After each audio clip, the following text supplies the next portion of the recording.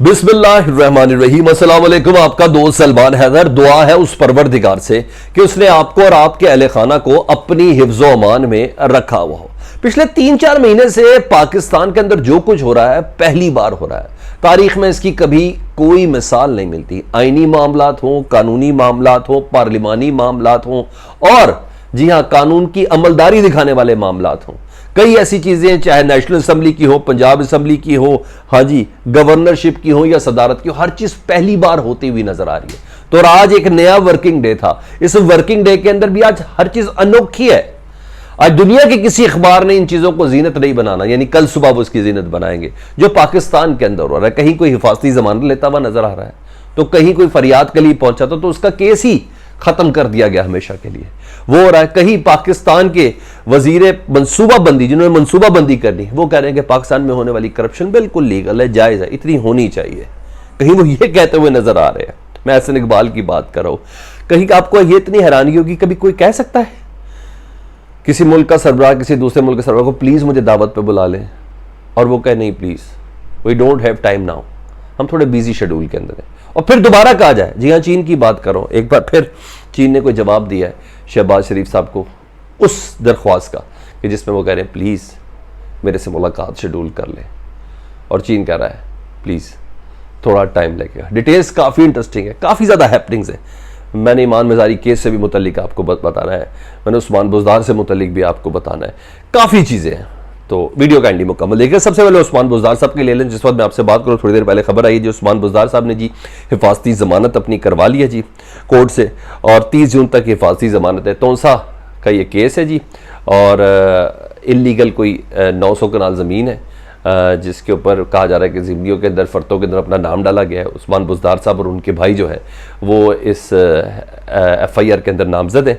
इनकी गिरफ्तारियाँ बोनी थी। तो उस्मान बुज़दार साहब 3 महीने पहले तक पाकिस्तान के सबसे बड़े सूबे पंजाब के वज़ीर आला, आज अब इंक्वायरी भुगतेंगे, FIR होगी। खैर उन्हें गिरफ्तार तो नहीं करेंगे, उनके भाई शाहियों को ज़रा थोड़ी रैप्टे रूपटे करा देंगे तो करा देंगे। बहरहाल ये अब होने जा रहा है जो मैंने आपको बताया। आज उन्होंने फांसी ज़मानत करा दी। अब दूसरी आ जाऊँ जी उस केस के ऊपर, बाकी काफ़ी इंपॉर्टेंट चीज़ें मैं किसी तमीद के बगैर चलो। ईमान मज़ारी केस आपको बड़े अच्छे से पता है, हमने इसका बड़ा ढोल पीटा।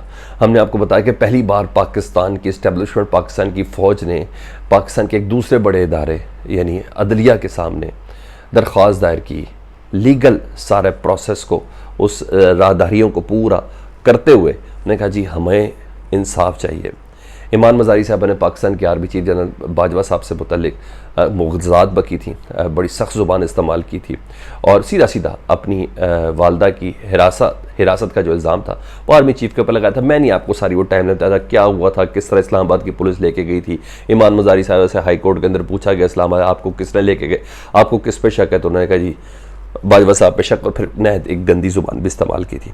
फिर पाक फ़ौज ने इस ज़ुबान के बाद 6-7 दिन इंतज़ार किया कि कोई है इदारा जो इस चीज़ का सुओ मोटो ले, कोई है रियासत में ऐसी चीज़ जो पाकिस्तान के आर्मी चीफ से मुतल्लिक बगैर किसी सबूत के कोई ऐसी बात करे तो उसका कोई नोटिस ले। नहीं हुआ तो ठीक 7 दिन बाद एक FIR दर्ज कराई गई, और बाकायदा तौर पर जैक ब्रांच फौज की है वो उसके अंदर एक्टिव हुई थी, जिसमें अवान दल का दरवाज़ा खटखटा के कहा गया था कि हमारे इदारे के सरबराह के ऊपर बराह रास्त इल्ज़ाम लगाया गया। पाकिस्तान की एक शहरी जो अपने आप को सिविल सोसाइटी की बड़ी तगड़ी मेंबर समझती है, और जिन्होंने इससे पहले भी बेबुनियाद कई इल्ज़ाम लगाए कि हम ज़बरदस्ती लोगों को गायब करते हैं, क्या है क्या नहीं। तो आज हमारे आर्मी चीफ को बगैर किसी सबूत के मुग़लज़ात बकी गई, तो हमें सबूत दी, हमें इस सिलसिले में किया जाए। गंदी ज़ुबान से बल्कि गाड़ियाँ भी निकाली गई थी। अच्छा जी, जैक ब्रांच इसमें एक्टिव हुई थी। इस्लामाबाद हाई कोर्ट में आज इस सिलसिले में बाकायदा हुई, और उन्होंने इस FIR को सिरे से ख़त्म कर दिया जो FIR दर्ज कराई गई थी ईमान मज़ारी से मुतल्लिक। और सिरे से ख़त्म होने का मतलब यह है कि ये कभी ऐसा वाक़या हुआ ही नहीं है कि कोई ऐसी ज़ुबान इस्तेमाल की हो आर्मी चीफ से मुतल्लिक। लेकिन बहरहाल मैं उसका दूसरा एस्पेक्ट आपको लेके जाना, मैं वो कॉपी पेस्ट नहीं कर रहा जो बाकी सारे लोग चला रहे हैं। अच्छा जी, साथ ये भी कहा इस्लामाबाद हाई कोर्ट ने कि ईमान मज़ारी ने माफ़ी मांग ली है, और ये भी कहा है कि वालदा की गिरफ्तारी के बाद वो अजीब स्टेट ऑफ माइंड में थी, जिसकी बिना पर उन्होंने आर्मी चीफ के मुतल्लिक इस तरह की बात की है, और इस वजह से ये FIR ख़त्म करती जाती है कि उन्होंने माफ़ी मांग ली। चले, मैं अदालत ने कहा मैंने तस्लीम कर लिया, लेकिन मैं अदब और एहतराम के साथ ये कह रहा हूँ, क्या इसके बाद ये साबित हो गया कि माफ़ी मांगने से जुर्म ख़त्म हो जाता है?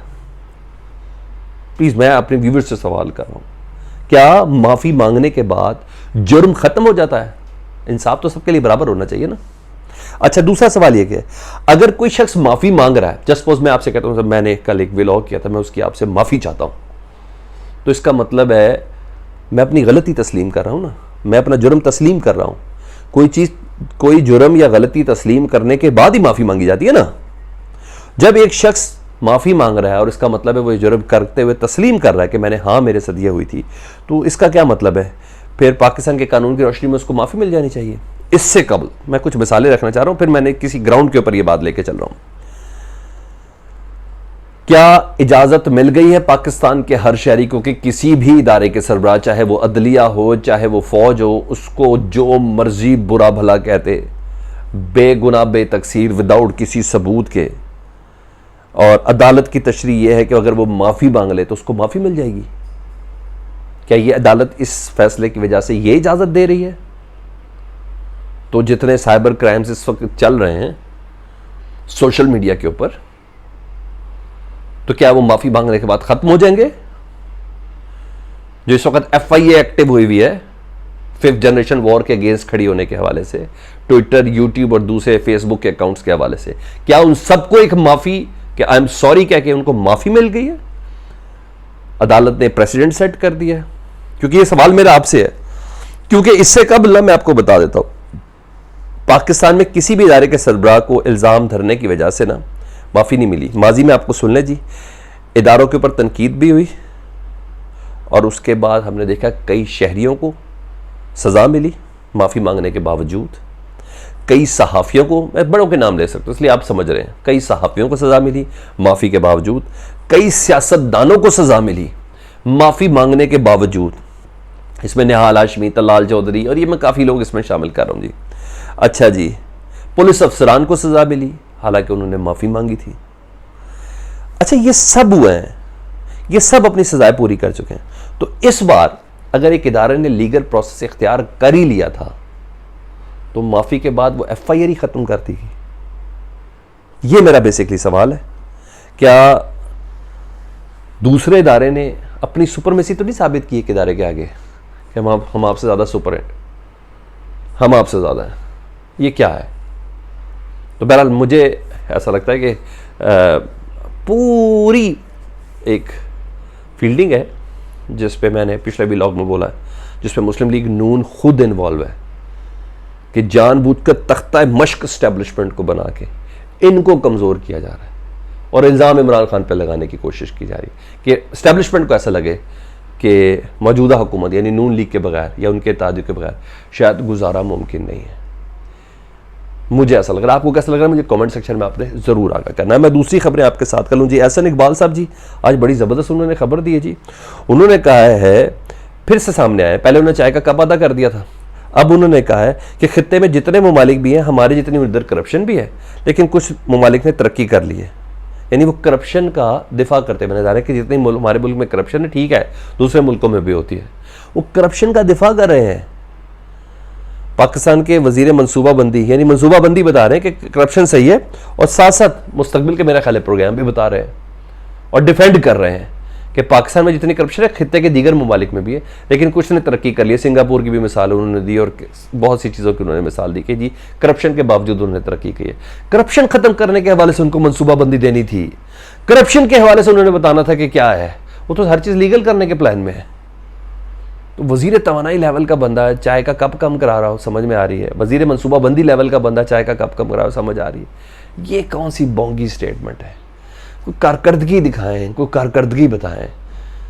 पीर के दिन आपने सोशल मीडिया में मौजूद बहस बने हुए कि जी उन्होंने कहा जी दीगर ममालिक भी करप्शन करते जितनी पाकिस्तान करते, तो पाकिस्तान ने कर लिया तो क्या फ़र्क पड़ गया। ये थोड़ा ज़रा होश के ना खुलें। तीसरी जी मैं वो चीन के हवाले से बता दूँ जी, इतलात ये है कि चीन को दोबारा दरख्वास्त दी है जी वज़ीर आज़म पाकिस्तान शहबाज शरीफ साहब ने कि दौरा चीन के लिए प्लीज़ हमें दावत दे दें, और चीन ने कोई ग्रीन सिग्नल नहीं दिया, इनकार कर दिया और उन्होंने कहा जी प्लीज़ अभी थोड़ा सा वेट कर लें। दूसरी तरफ बकौल इमरान खान साहब के शाह महमूद कुरैशी साहब को एज अ साबिक वज़ीर ख़ारिजा दावत दी गई है चीन की तरफ से भी और तुर्की की तरफ से। ये हज़ीमत का मकाम है। ताहिर लाहौती उस रिस्क से मौत अच्छी जिस रिस्क से आती हो परवाज़ में कोताही। आप मेज़बानों को कह रहे हैं कि प्लीज़ हमें बुला लें। ऐसा तो लोग घरों में नहीं करते। हैरानगी है ना। कमेंट सेक्शन में आपने मुझे ज़रूर आगाह करना है ये क्या चल रहा है, आपकी सिलसिले में क्या फीलिंग है। अपना बहुत ज़्यादा ख्याल रखें। अल्लाहुम्मा सल्ली अला मुहम्मदिन व आले मुहम्मद।